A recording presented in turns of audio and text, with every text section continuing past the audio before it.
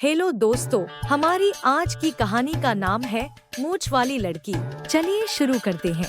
एक समय की बात है, एक गांव में मीना नाम की एक लड़की रहती थी। उसके पापा लालचंद गांव के बड़े सेठ थे। उनके पास बहुत से बगीचे और जमीन थी। वह अपनी बेटी से बहुत प्यार करते थे। वह उसकी हर जरूरत को पूरा करते थे, जिसके कारण वह बहुत बिगड़ गई थी और घमंडी हो गई थी। वह कभी कभी अपने पापा के सामने अजीब सी मांग रखती थी, जिसको भी उसके पापा पूरा करते थे।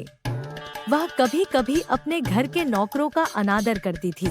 लीला की एक दोस्त रमा थी, जिसके साथ वह अक्सर खेला करती थी। एक दिन लीला उसकी दोस्त रमा कुछ दोस्तों के साथ मेले में जा रहे थे। वहाँ पर रमा जिस तरह चल रही थी, उससे एक बूढ़े व्यक्ति को टक्कर लग गई और वह व्यक्ति गिर गया। जब बूढ़े व्यक्ति ने लीला से संभल कर चलने के लिए कहा, तो इस पर लीला ने बूढ़े व्यक्ति को बोला, इसमें उसकी ही गलती है। कुछ देर मेले में घूमकर झूला झूलने के बाद वह मेले से आने लगे। बीच में उनको एक आम का पेड़ नजर आया, जिस पर बहुत से आम के फल लगे हुए थे। लीला और उसके दोस्त उस पेड़ के पास जाकर पत्थर से उस पेड़ के आम तोड़ने लगे। कुछ देर में उनने इतने फल तोड़ लिए जिससे उन सबका पेट भर जाए। लीला के सभी दोस्त टूटे हुए आम को उठाकर खाने लगे और आम तोड़ना बंद कर दिया, लेकिन लीला अभी भी आम तोड़ रही थी। जब रमा ने लीला से कहा कि हमने इतने आम तोड़ लिए हैं कि हम सबका इससे पेट भर सके, तो तुम और आम क्यों तोड़ रही हो? लीला बोली, मैं इस पेड़ के सभी आम तोड़ दूंगी। रमा और उसके दोस्त आम खाने में व्यस्त हो गए, लेकिन लीला आम तोड़ती रही। कुछ देर के अंदर बहुत सारे आम तोड़ने के बाद भी वह बाकी आम तोड़ने में लगी रही। तभी वह आम का पेड़ बोल उठा, लीला तुम इतने फल क्यों तोड़ रही हो? जितने आम तुमने तोड़े हैं वह तुम्हारे लिए पर्याप्त है। पेड़ को बोलता देखकर लीला के दोस्त डर गए, लेकिन लीला बोली, मैं तो आज तुम्हारे सारे आम तोड़ूंगी।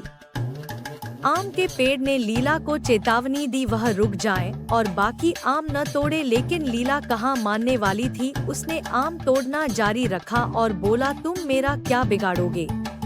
आम के पेड़ ने बोला, लीला तुम बहुत घमंडी लड़की हो, तुमको सबक सिखाना ही पड़ेगा। इसके बाद आम के पेड़ ने लीला पर जादू किया, जिससे उसकी मूंछें निकल आई। उसे देखकर उसके सभी साथी हंसने लगे। लीला आम के पेड़ से विनती करने लगी, वह अब ऐसा नहीं करेगी, वह उसकी मूंछों को हटा दे। लेकिन आम का पेड़ बोला, पहले तुम जाकर अपने पिता को लेकर आ, अगर वह मुझसे इसके लिए बोलेंगे तभी मैं तुम्हारी मूंछों को हटाऊंगा। यह सुनकर लीला मुंह पर चुन्नी लपेटकर घर जाने लगी। मार्केट में जाने पर बहुत तेज हवा आई और उसकी चुन्नी उड़ गई, जिससे सभी लोगों ने लीला की मूंछों को देख लिया और मूंछों वाली लड़की कहकर हंसने लगे। लीला उन सब से पीछा छुड़ाकर अपने घर चली गई और अपने पापा को सारी बात बताई।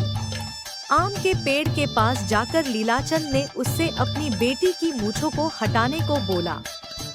आम का पेड़ बोला, तुम अपनी बेटी की हर जरूरत को पूरा करते हो, जिससे वह बहुत घमंडी हो गई है और किसी की कोई बात नहीं मानती। यदि तुमने इसको सही शिक्षा दी होती तो यह इतनी नहीं बिगड़ती। लालचंद ने अपनी गलती मानते हुए आम के पेड़ से अपनी बेटी की मूंछों को हटाने की विनती की और लीला ने भी आगे से कभी ऐसा न करने को बोला। लालचंद के विनती करने पर आम के पेड़ ने लीला की मूंछों को हटा दिया।